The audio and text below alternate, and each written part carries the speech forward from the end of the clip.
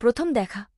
শহরের এক কোণে একটি ছোট্ট ক্যাফে ছিল যেখানে মানুষ আসত তাদের জীবনের নানা দুঃখসুখ ভাগাভাগি করতে। তেমনি একদিন সেখানে এসে বসেছিল শিমু, এক তরুণী মেয়ে যার চোখে ছিল স্বপ্ন কিন্তু মন ছিল বিষণ্ণ। তার জীবনে চলছিল এক অস্থিরতা, তার চাকরি, সম্পর্ক সবকিছুই যেন এক অস্থিরতার মধ্যে ছিল। সে ক্যাফেতে বসে চা খাচ্ছিল, হঠাৎ তার চোখ পড়ল একজন তরুণের দিকে যে তার অজান্তেই তাকে কিছুক্ষণ পর্যবেক্ষণ করছিল। সেই তরুণ ছিল শুভ, একজন প্রতিভাবান ছেলেকে যার জীবনের সবকিছু ছিল নিখুঁত, কিন্তু তারও ভেতরে একটা শূন্যতা ছিল। শিমু এবং শুভর প্রথম দেখা ছিল এক অদ্ভুত অনুভূতি নিয়ে। শুভ কিছু সময় তাকিয়ে থেকে বলল, আপনি কি মনে করেন জীবনে আসলে সত্যিকারের ভালোবাসা পাওয়া সম্ভব? শিমু মুচকি হাসল এবং উত্তর দিল যে মানুষ সত্যিকারের ভালোবাসার অপেক্ষা করে সে কখনোই তাকে পাবে না। শুভ ও শিমুর মধ্যে আলাপ আলোচনা শুরু হয়।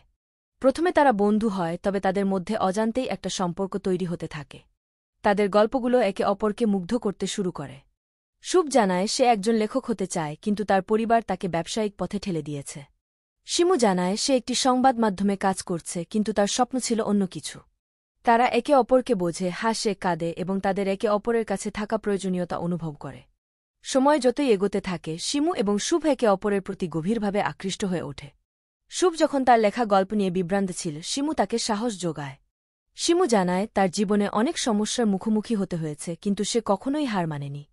শুভর জন্য শিমু হয়ে ওঠে এক অনুপ্রেরণা।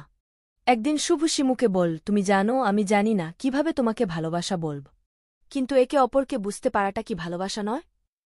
তবে সবসময় ভালোবাসা সহজ হয় না। শিমু তার অনুভূতিগুলি নিয়ে দ্বিধাগ্রস্ত ছিল। সে কখনোই কাউকে তার হৃদয় সম্পূর্ণভাবে খুলে দেখাতে পারেনি। শুভ যখন তার প্রতি আবেগ প্রকাশ করে শিমু ভয় পায়।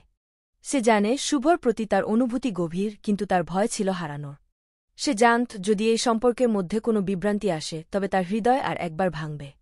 শিমু তার নিজস্ব জীবন এবং সম্পর্কের বিষয়ে বেশ চিন্তিত ছিল। শুভ উপলব্ধি করেছিল যে শিমুর কাছে এই সম্পর্কটি আরও জটিল হয়ে উঠছে। একদিন শুভ শিমুকে দূরে চলে যেতে বলে, হয়তো আমরা কিছু সময় একে অপর থেকে দূরে থাকলে ভালো হবে। শিমু একটু অবাক হয়ে যায়, কিন্তু সে বুঝতে পারে যে শুভ একান্তভাবে তার জন্যই এমন বলেছে। তার মনে হতে থাকে প্রেম যদি সত্যি হয় তবে সে দূরেও থাকবে, আর যদি না হয় তবে দূরত্বই সঠিক সিদ্ধান্ত। তাদের দূরে থাকার পর শিমু একাকী হয়ে পড়েছিল। শুভকে ছাড়া তার জীবন অনেকটা শূন্য মনে হচ্ছিল। শুভর কথাগুলো তার মনে বারবার ঘুরত। সে জানত যে সম্পর্কটি তারা তৈরি করেছে তা সহজেই শেষ হতে পারে না।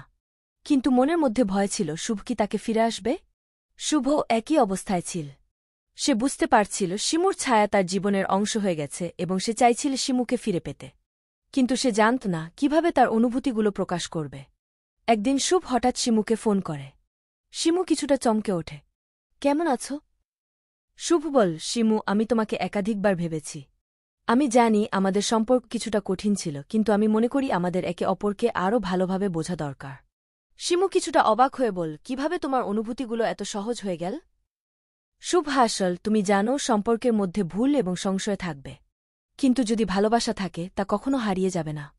শুভ এবং শিমু পুনরায় একে অপরকে ভালোভাবে বুঝতে শিখল। তারা একে অপরের পাশে থাকতে শুরু করল, একে অপরের দুঃখ, আনন্দ, স্বপ্ন এবং আশাগুলো ভাগ করতে লাগল। তারা একে অপরকে সমর্থন দিয়ে চলল এবং সম্পর্কটা আরও মধুর হতে শুরু করল। শুভ এবং শিমু একসঙ্গে নতুন জীবন শুরু করে। তারা জানত সম্পর্কের মাঝে নানা ধরনের চ্যালেঞ্জ থাকবে, কিন্তু তারা তাদের ভালোবাসাকে অটুট রাখবে। একে অপরকে নিয়ে তারা নিজেদের ভবিষ্যতের দিকে এগিয়ে যেতে থাকে। শেষে শিমু এবং শুভ জানত তারা একে অপরের জীবনে চিরকাল থাকবে। তারা একে অপরকে প্রতিজ্ঞা করল একসঙ্গে এক নতুন পৃথিবী গড়বে যেখানে ভালোবাসাই প্রধান। তাদের সম্পর্ক আর তাদের প্রেমের গল্প চিরকাল জ্বলতে থাকবে।